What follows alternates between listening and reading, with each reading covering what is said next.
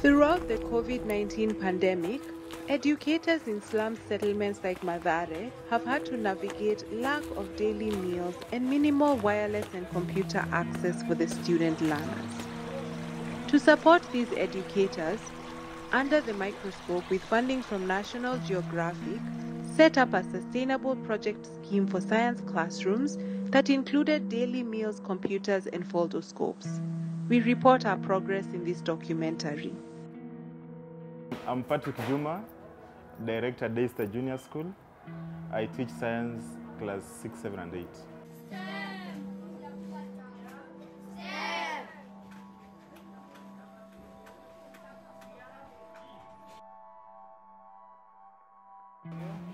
My name is Kevin Otieno. I teach at Angels of Mercy. I teach science and mathematics, social studies. Where do you find the roots? Under the ground. Clap for that person who have said that. During COVID-19, learning was so inconvenient, especially in slum areas, because the government was insisting on online learning, but you see in slums, most parents could not access internet. Even most of them, the phones that they had, they are not Android phones. So the learning was stopped. In fact, in slums, there was no learning going on.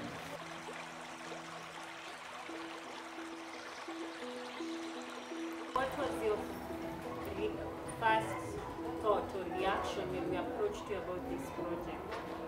Okay, when I was first approached, I thought it would be a very difficult task, or it was something that was not achievable. But after the first session, I realized that it's something that is very much realistic and it can be achieved. It can be done in a very simple way. Types of vertebrates. We have mammals. I think this is an idea that has come at the right time. Put in mind that just few months ago we had COVID-19, where most of the learners had so many challenges of accessing online learning. But this one has come at a time whereby now we can train them in advance. So in case of any other eventuality or any other thing that might come along, the kids can be able now to have online classes very comfortably. These parasites are further divided into several main species that can affect animals and plants. My name is Rosemary Omtoko. I'm teaching at Angels of Mercy for now, Academy. And I teach maths, science, Kiswahili, English, and CRE. I teach in grade 4 to grade 6. During COVID-19, it was a bit difficult for us, we as teachers and also by the learners. So on my side as a teacher, it was so difficult because when the schools were closed or shut down, it was so difficult for me to have my basic needs, for example, shelter, food, and clothing, because I depend on my salary for me to go on with my life. So it brought me so difficult in life, and because I was at home,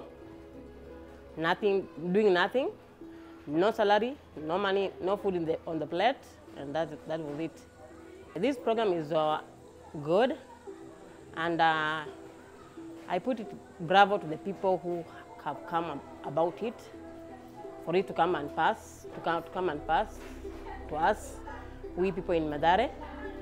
Because one thing, the learners, these learners normally only learn from memorizing whatever they have heard. So when you talk about online learning, you find that some learners will be able to memorize whatever happens online. Not just because of about writing in books, but you can find a learner who is very best in watching at a video, and everything sticks in his or her mind. And that is going to help well to the learners.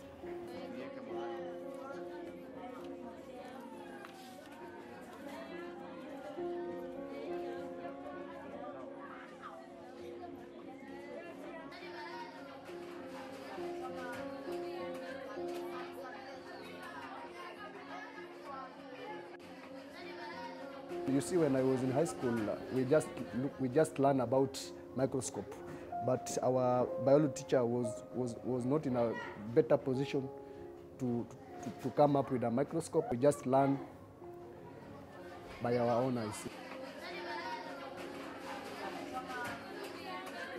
I teach science personally, and if I talk about practical classes, with the help of now the foldscopes, I'll be able to teach them more, make them understand best, because I've been teaching more about leaves, I've been teaching more about flowers for a very long time, but they have never had a chance to look at the veins, to see how the stomatas look like, to see how the ovules appear inside the ovary. So I think with this foldscope now, a learner will be able to focus and see how the ovule looks like, how the stomata looks like. So it will be more like practical, and they'll be able to understand more than the theory part of it. My name is Sharon Wangari. Nilitengeleza foldscope.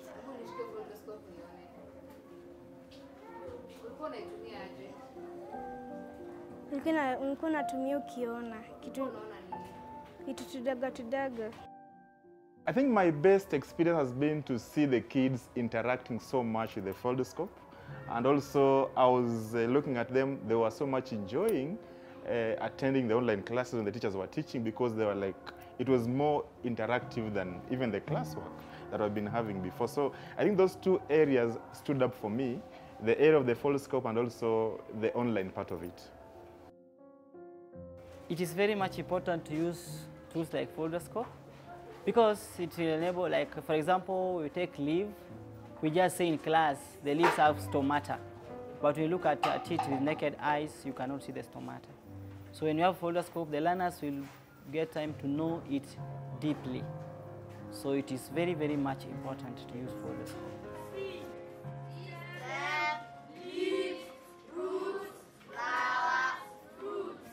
I would like the program to continue, but for it to continue, there are some challenges also that may occur to me as a teacher. You see now that we may not be having the equipment, but it's good. And the measures that I can put on, me as a teacher, it has given me a challenge.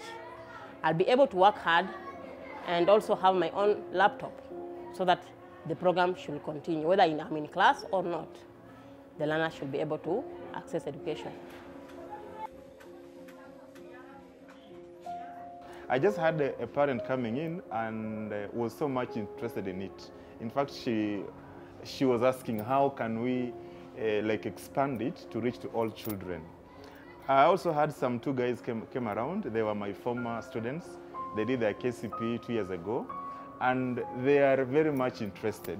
They want us to take part in it when they still have time. Maybe next week we might have more coming on board just to see how we are doing this. So I think it is something that we are looking forward on how we can make it reach to all learners, all the way from grade 4 to 8.